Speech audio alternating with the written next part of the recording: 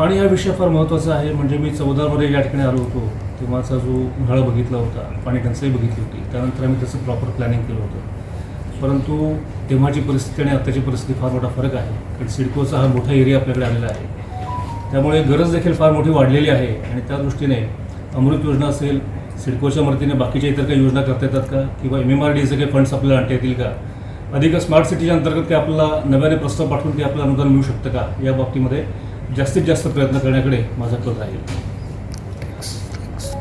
Tax बाबतीत काय आहे सर?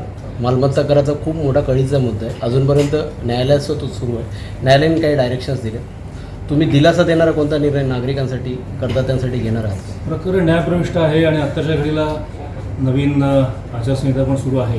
त्यामुळे या बाबतीमध्ये मी न्यायालयीन निर्णयाचा अभ्यास करून त्यानंतर भाष्य करून उचित ठरेल. तर मुख्याधिकारी, उपायुक्त आणि आता आयुक्त, पनवेलच्या महापालिकेचा चार्ज घेतला तुम्ही. काय प्राधान्यक्रम काय असेल आणि आजच्या भावना काय असेल?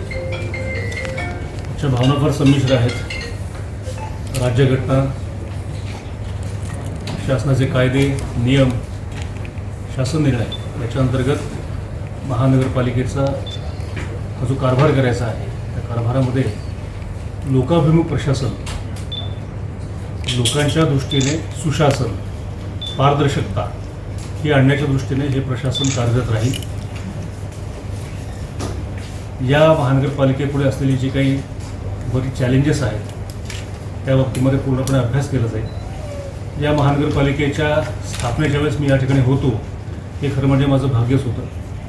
त्यानंतर आदरणीय गणेश देशमुख सरांनी या ठिकाणी आयुक्त आणि प्रशासक म्हणून काम करताना त्याचा पाया रचलेला आहे आणि त्यानंतर याच्यापुढे आता किशोरावस्थेमध्ये या महानगरपालिकेला अधिक सुदृढ अवस्थेमध्ये नेण्याकडे माझा जास्तीत जास्त कल राहील.